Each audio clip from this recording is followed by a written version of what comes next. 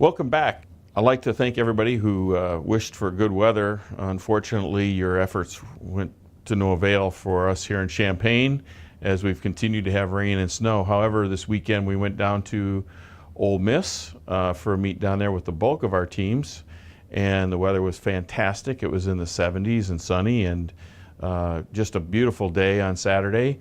And then we had a number of people that also went out to Stanford and ran mostly in the distance events out there, and they had good weather. So I guess we got some payout, but it's been good, and that's one of the reasons why we travel in the spring, is so that we can avoid some of the more, weather problems that we have here from time to time. It's just kind of a crapshoot for us this time of year, and any given day it could be perfect out or it could be really bad out. So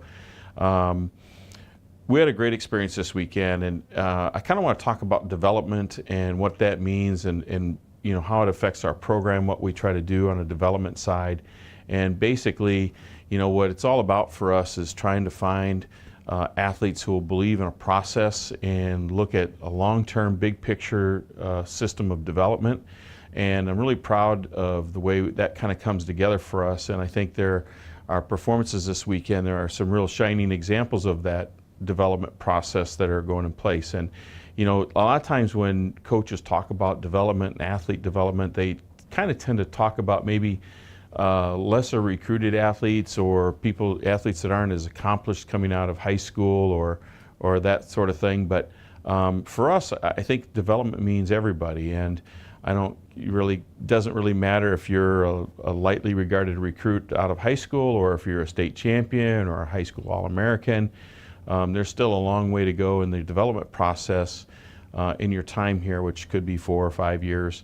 But an example of that is, looking on a real basic level, we have Amani Davis on the women's team this year that, has really improved a lot and had a big personal best this weekend in the 100 meters, and has really put herself in a position where she's gone from, a walk-on and probably not really getting to too many opportunities to compete, to being someone who regularly travels and has really put herself in position to be a contributor for us. She's been a factor now for us in our relay pool, and we'll get some more opportunities as we move along.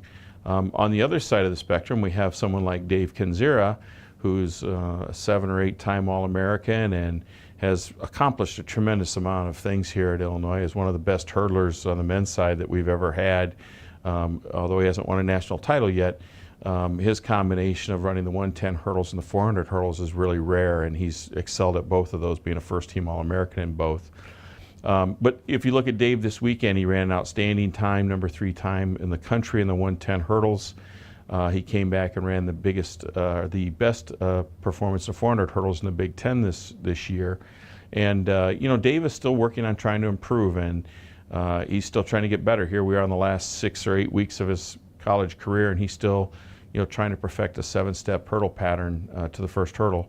And it's just a real credit to him and all the kids that work, and that's what development is like. And that's why we see people like Chi Nwoko with a big personal best in the 400, running low 53 seconds, nationally ranked. Nicole Choquette, another great performance from Nicole out at Stanford with her personal best in the 1500. Rebecca Craddock, who's just a freshman with a big performance in the 5K, put her up in our all-time top 10 list this weekend. I can't forget Devin Quinn, another great example of a higher level athlete coming into the program who's continued to develop, and he just had a monster meet, winning 3 events down at Ole Miss, the 4x1, which he was our anchor leg, and then both the Open 100 and the Open 200, which both of those races he put up top 10 or top 12 national performances in both of those events. And his 200 time was outstanding at 20:45, and really sets him well for the rest of the year. Puts him number 2, I believe, all time in Illinois history. And we see some of these performances and we see how well these people are doing in it.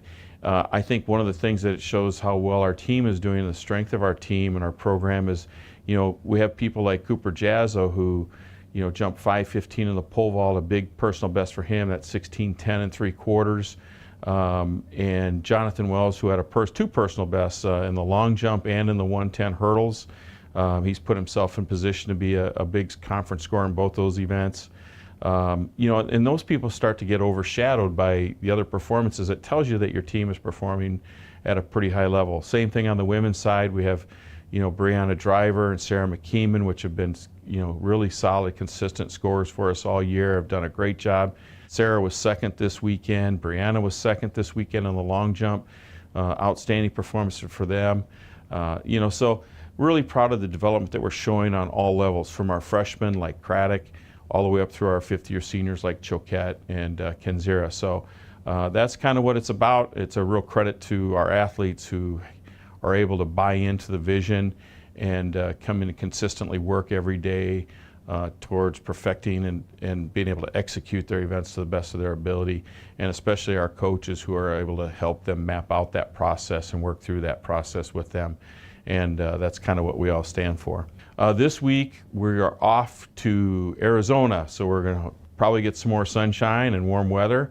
We're looking forward to going to Arizona for the Jim Click Shootout. It's an outstanding meet. Coach Harvey does a great job, and his staff of putting on this meet. They've got a major sponsor in Jim Click, who puts in a lot of money for the meet. So it's an outstanding opportunity for our team, and I'm sure that we will come home with many more personal bests and all-time top 10 performances. So keep an eye on us the next couple weeks. Things are going to get pretty hot. Just get on your calendar here. April 14th, we have our home meet. That is our lone home outdoor meet this year. Hope we can get everybody out there and we get some good weather. We have a lot of things planned for the kids and families that can come out. And then we hit the meat of our schedule with our trip to California and Drake Relays before we go to Big Tens in May. So it's getting to be mid-season crunch time, and we're performing well. We're looking forward to seeing everybody out on April 14th.